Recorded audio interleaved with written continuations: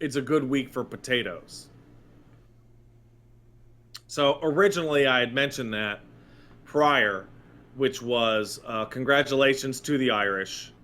What with the dead queen and all, good for them. Mm-hmm. I saw many TikToks of the Irish celebrating, in particular a Irish tap dancing group tap dancing in front of Buckingham Palace to the beat of "Another One Bites the Dust" by Queen. Good for them. What's not great about potatoes is that it is a pejorative name for the little tiny Lalafell characters in the Final Fantasy 14. The little Nice. tiny people that look like toddlers, Oh, and right? just before we get off that, I think the best meme I saw was um, Meghan Merkel as she approaches the coffin, and it's just a clip of Undertaker in the coffin, waking Oh up yeah. and choking the shit out of Orton, and then like rolling his eyes back in his head, and then throwing him in the coffin himself. So the best one that I saw was a article that was describing how Meghan Markle was to travel to Buckingham Palace to receive the prestigious honor of being the recipient of the classical final slur, the final racial slur uttered by the dying member of the monarchy. And that of special historical note is that Meghan Markle would have been the first non-Irish recipient of the final slur. I see. It's great. It's great. I love it. Um, so, so I was doing one of them darn React streams where you look at the content, and one gentleman in my chat, one Ligma Lominsa, Final Fantasy 14 player, and I'm gonna say professional shit poster in my chat because all they ever post is like complete trash. Um, surmised, hey Pat, how many subs? Oh, he's right there. Great, fuck off, bitch. Surmised, hey Pat, how many subs would it take for you to play as a Lalafell in your Final Fantasy 14 game? To To which you which I replied, made the mistake of lowballing at 500, which was immediately met. And "I'm sorry to hear that." a little bit of screaming and a little bit of hemming and hawing and a bunch of very generous, crazy people later during September, of course. During September, Um, of course. I am now stuck playing a potato person for about 9 more months. That's a long time. It is a long time. So you've played as every job, Yes. and that also I would have assumed as multiple races as well. I would have assumed I've played you've I've played covered.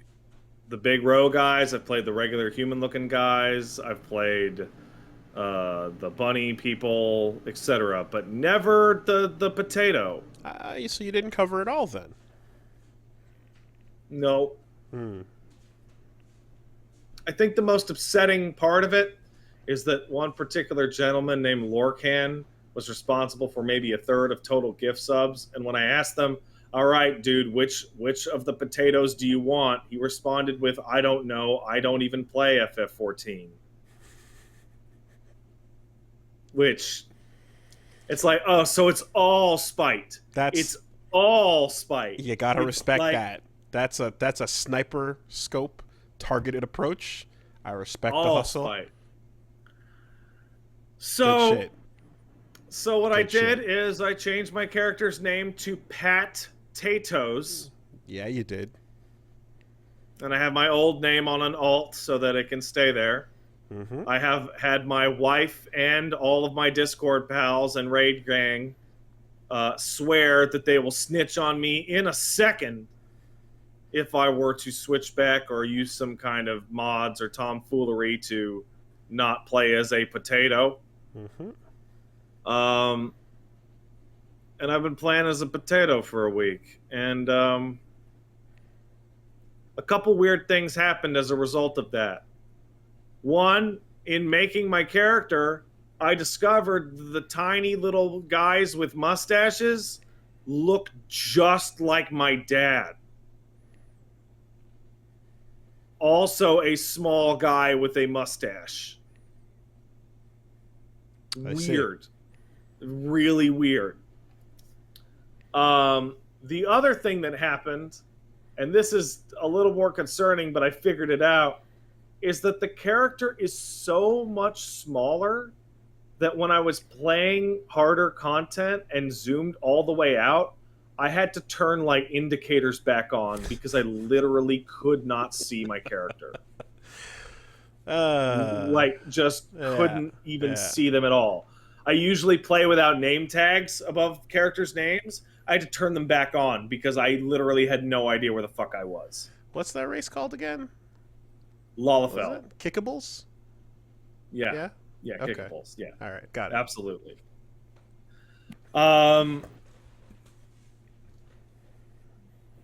So that sucks. It's not ruinous, but it is consistently painful. Well,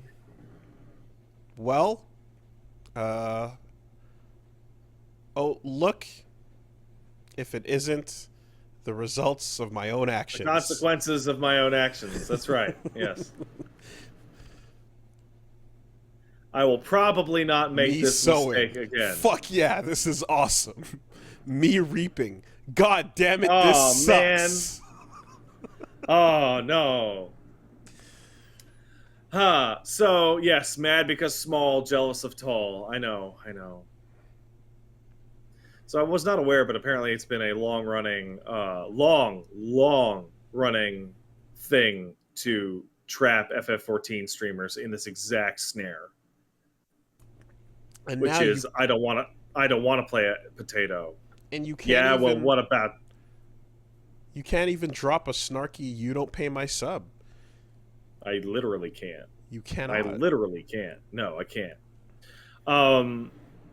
Somebody pointed out, and I should mention it, the worst part about it, by far, the worst part about it, is that Lalafells are objectively easier to play in harder content. The hitboxes are smaller? No. In FF14, your character has a 1 pixel wide hitbox. Okay, shmup rules. The difference is Lalafells are way, way closer to adequately displaying the size of that hitbox than the much larger ones. See, with the Lalafell, if you're looking straight down, the hitbox is dead center of their head. You can eyeball it better. Yeah. For all of the larger races, it's somewhere between their fucking feet. Gotcha. Okay. Well, I mean, look, as far as I know, Min has been playing one forever, and you know, he had some cool armor. They made some cool potato armor that I saw. No, they didn't. Okay, well, wearing armor now is a joke. It doesn't matter what I'm wearing because I can't see it. I literally can't see it. The fucking character is like smaller than my fucking thumb on my screen. I can't, like, I might as well be wearing the fucking default gear. It doesn't even matter. Are there any smaller than human races that are not Lalafell? In that game, no. No, okay. It's only larger or human and then potato. Yeah. Okay. Yeah, no, you have your potatoes, then you have your humans, and then you have your cat people, your dragon people, your cat people, and your bunny people. Oh, I guess your dog people also, but still. Yeah, so that's awful. But I'm learning to live with it. I'll be blunt, if there was no mustache option for these things, this would be way worse. But the fact that I can put like a big dumb mustache on one of them, like a good old like broom handle mustache, like I'll live with it. You know what else you'll live with? What's that? 500 subs. Shut the fuck up. No, no, that's actually 1,000. Okay. Shut the fuck up. No, but you don't. No, you don't get it. You don't get it, man. That's the game I play when I want to relax, and now I'm looking at potato every day. I was looking at potato earlier.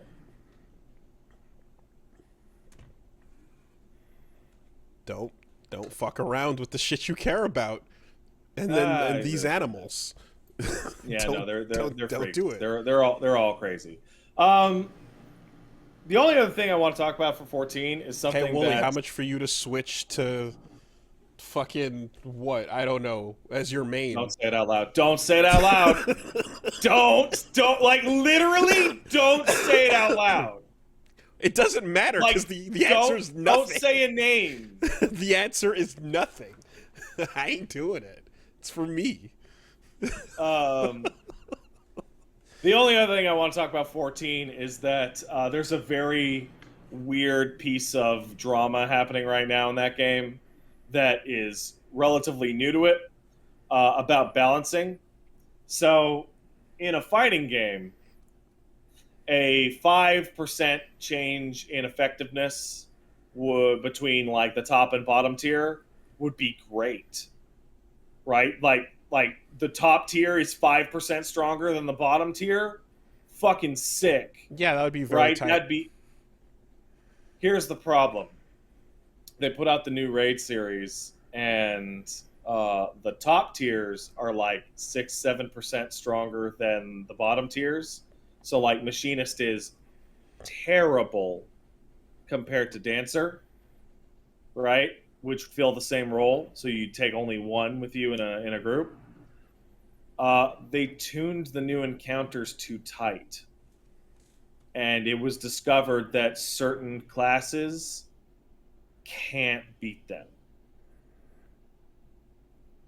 So like the raid came out, and it turns out the final boss of the final tier, when it came out, was just not clearable by this class, and this class until the next week or the week after or the week after you gear up, which screwed up all the world first people.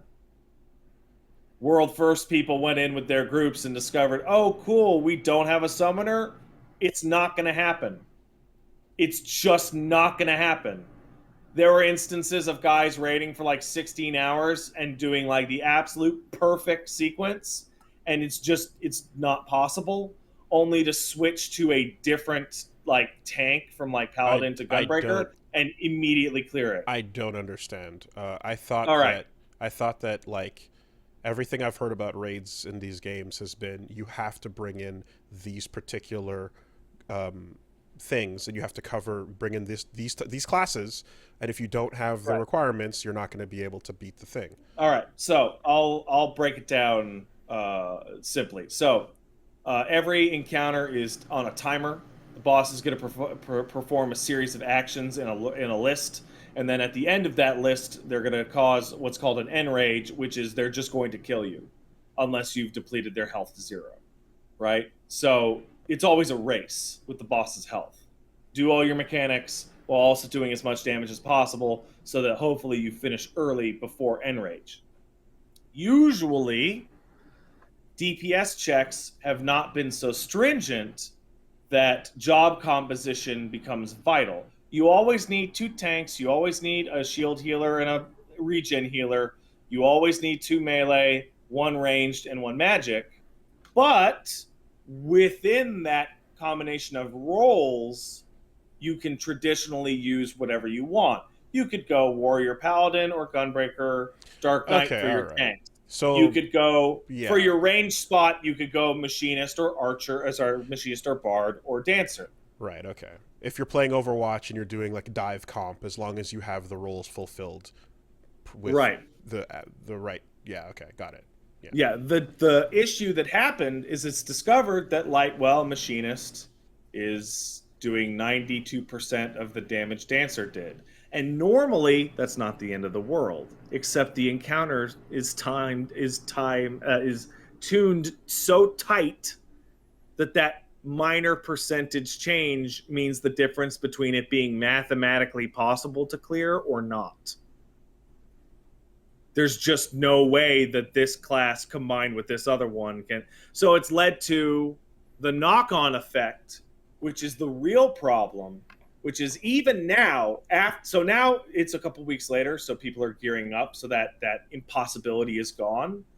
But it was discovered, oh, well, Ninja's the best melee DPS, and Summoner's the best magic DPS. So now those slots are mandatorily Ninja and Summoner. Are you coming in with a Reaper or a Machinist? Get out. It has weird knock-on social effects. My old roommate who played a lot of World of Warcraft would always talk about raids in exactly this way, so I thought that was standard for FF14 as well. No, it's not. That was one of the things that FF14 was usually really good about, because people traditionally would rather play the character, class, or job that they like than the one that they're playing for the best numbers. We're back to the magic analogy between Spike and Johnny. Right. And the issue is that there's going to be a super fucked up mega raid coming in a couple months, and people are already going and looking like, well, I want to play Paladin, but if I want to do Ultimate, I can't. I just won't be able to because the numbers aren't there. And it sucks. It really sucks.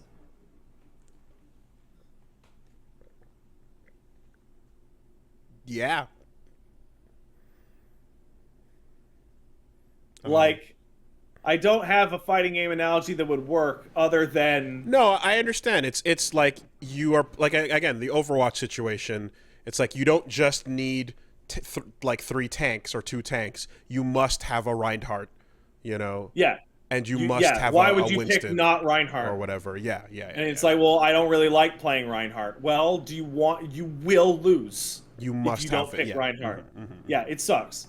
So here's hoping they will adjust those jobs because it's a bummer.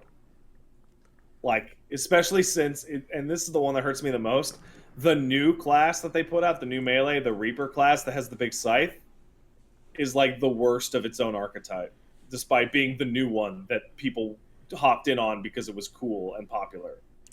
And this game's too big to have like a test server to see how things balance out. No, they absolutely strongly fight any suggestion of a test server because the PTR is also what I think of. You can avoid the worst problems by letting people touch it and, you know, see how it goes. Yeah, but the PTR only works when you have a situation in which you don't care about anyone finding out or spoiling the story.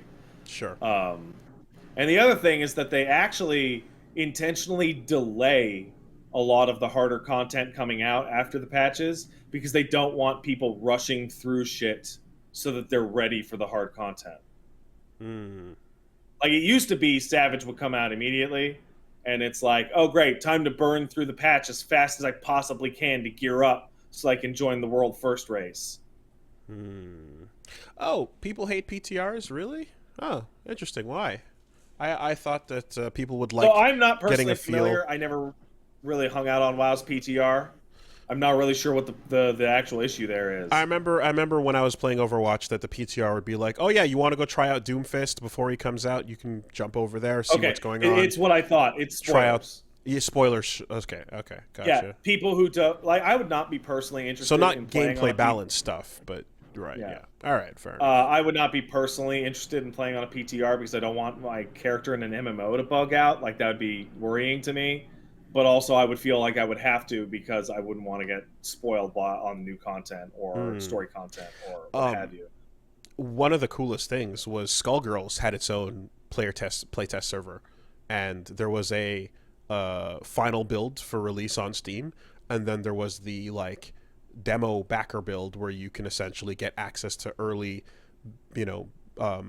characters that are being tuned, and like you could feel anyone that was about to come out. Like Big Band would get there early, and anyone that was in the middle of being built, you could see where they're at and how things feel before they go live.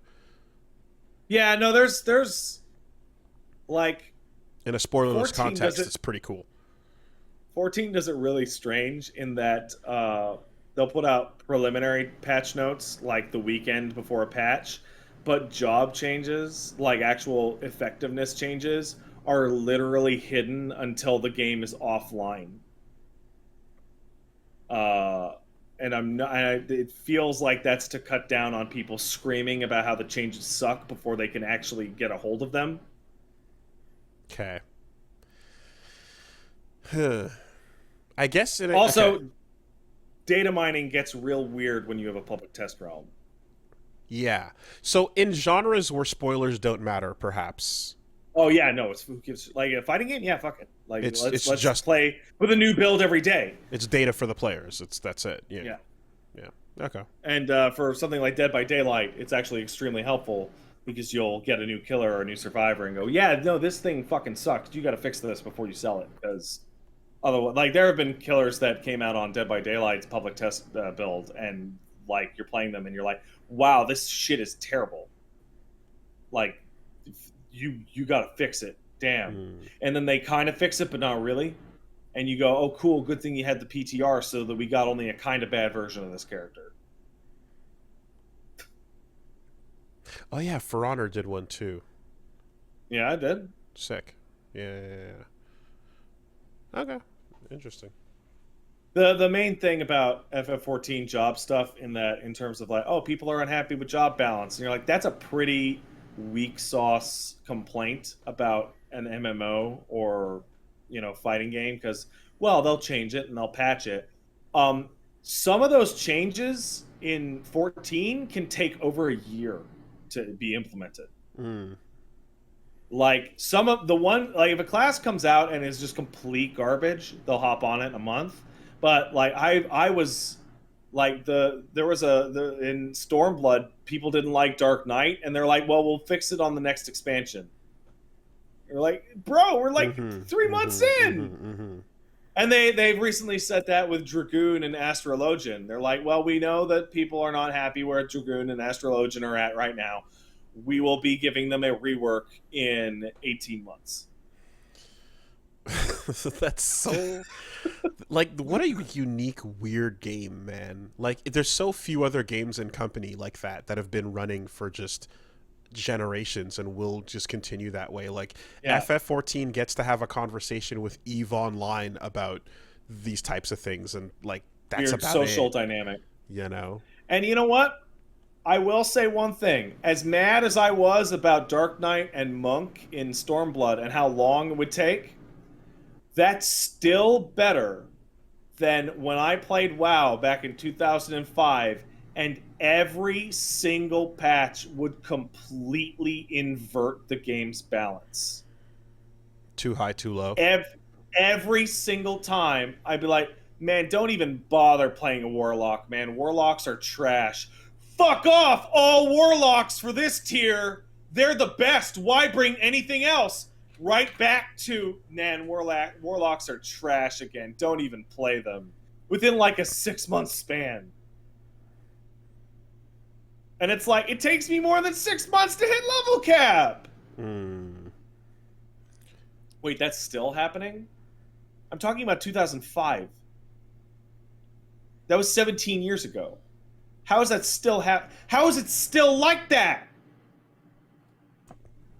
I want to say, I think a couple of NetherRealm games overcorrected and undercorrected their patches like within the span of a couple months, and like a lot, and stuff like that kind of leads players to being like, well, like at least like competitive players, to being like, what is the patch frequency of this game? If it's too much, then fuck it, I don't want to play. That kind of has become a discussion. League of Legends is that. Yeah, too many patches too often, and like competitive side gets frustrated with that. Yeah, shit, 'cause it's you haven't let it sit. I've seen two video documentaries from different years from different guys that were like, I fucking can't play League of Legends anymore because I'm good enough to want to be competitive, and I literally cannot keep up with the balance changes. Mm-hmm. Like they're rebalancing like 40% of a cast of 150 characters like every 2 months, and I can't keep them in my fucking head. Yeah, like a game getting touched. I mean, it shows you care if you're staying in on it, but like you do have, there is a point where you do have to Wait, kind of every two like, weeks? League of oh Legends gets a my patch every god, 2 weeks? oh my god, that's insane. Yeah, that's That's too insane. That's much. beyond That's insane. too much. You I can't don't. do that. No, that wouldn't be that. That's not fun to me. Like, you would That's need. wild. Like, I understand if things are updating frequently in the initial release phases of a game. So launch, and then you go like, oh, let's say with each DLC character, or like each month we get like one, and then like what you want ideally is for that patch frequency to start frequent and then stagger off, you know, until eventually it's like minor things here and there as you approach something that you're satisfied with. Unless a major thing happens, like a new feature gets implemented, in which case, yeah, it's warranted to like readjust. But if you stay with that hot frequency, like if that's what League is doing, that's fucking annoying. No, 14 days of this. meta. 14 That's too days. much. Yeah. Like it takes you over a week just to read and internalize the changes, depending on what there is. I don't think I'll ever be able to get this story in anywhere otherwise because we're talking about FF14 job changes. But it has a unique type of buff in patch notes that I've never seen in any other game in my life, which is the expansion will come out and they'll put out the oh, here's your new moves and all that stuff, and then the point one patch, the first big patch, will go, hey, we're adjusting some of the numbers. We feel like Bard is doing too much, so what we're going to do is we're going to remove 20 off of this move, right? We're going to move 20 potency off of this move, and we think that it's good. And then people will complain for 6 months that Bard sucks, and then the devs will come back and go, well, we've thought long and hard about it, and we've decided to give Bard a suite of buffs. And what we're going to do is we're going to buff this move by about 20 potency. So we hope that you're really happy with the buffs that Bard has received. And it's literally just unnerfing them.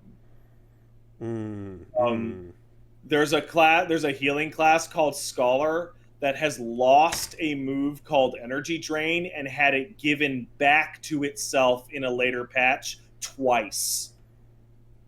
Where they go, you don't need Energy Drain anymore. And then the expansion comes out and people go, where the fuck is Energy Drain? I need that. And they go, we've thought about the synergy in Scholar, and we're going to be re-implementing Energy Drain as a buff. And it's like, fucking stop taking it out. So the funniest recent thing, I think I might have brought it up like maybe a week or two ago, but the funniest patch recently, fighting game wise, was DNF Duel got a 1-page list where Swiftmaster, the wind elf kid, the wind asshole had with the everything knocked back, everything made more expensive, and then like one thing about Hitman, like his DP like awakening got touched, and Striker, one thing about Striker, and that's it. And it was just like, there you go. And at the bottom it just says, thank you for your continued patronage for playing this game or whatever. It's just like the most, just like everyone was just panicking, like, oh god. I'm like, all right, Crusader's dead, they're gonna take the wall away. They realized everyone, like launcher players are bending the knee, everyone's just getting all like, here it comes, and then nothing. Fuck you, you're cool, see you later. It was wild. They looked at almost everybody in that game and said, we think this is appropriate. Yeah, no, they're like, this is exactly what we like, but fuck that guy though. See you next year. It was crazy.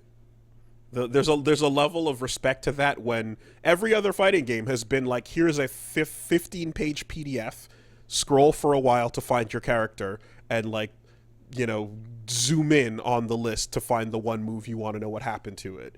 It becomes a huge roundtable discussion on every major fighting game channel and things like that. And DNF is just like, yeah, here's that. This is it. Leave us alone. I think it's fascinating that, like, we've talked a lot about patches on this podcast. I think that, I don't know. I remember listening to a bunch of other gaming podcasts back in the day, and like nobody seemed to be as in love with reading patch notes as you or I. I fucking love it. It's one of my favorite things, is to find out what's changed. But over time, I've come to the conclusion that, like, yeah, patches and big patches and changes are fun, but 2 weeks is way too fucking fast, and nobody wants wild swings of like all the way at the top to all the way at the bottom.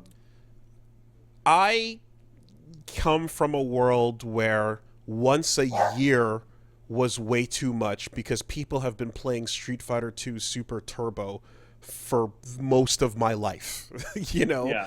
And people discovered new tech with Fei Long 3 years ago.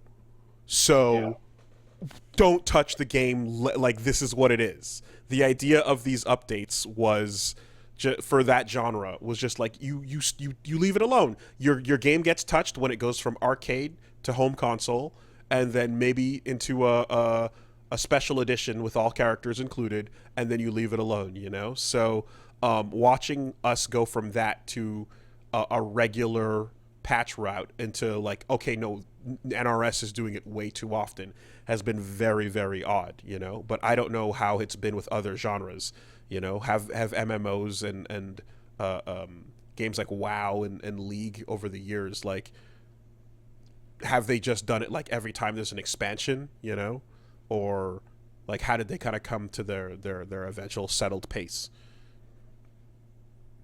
Because each fighting game, at the very least, is gonna feel it out according to, I guess, like DLC will determine the schedule of how. Yeah, or is it the next release of the game? Mm-hmm. Like, is it super? Is that going to be the patch?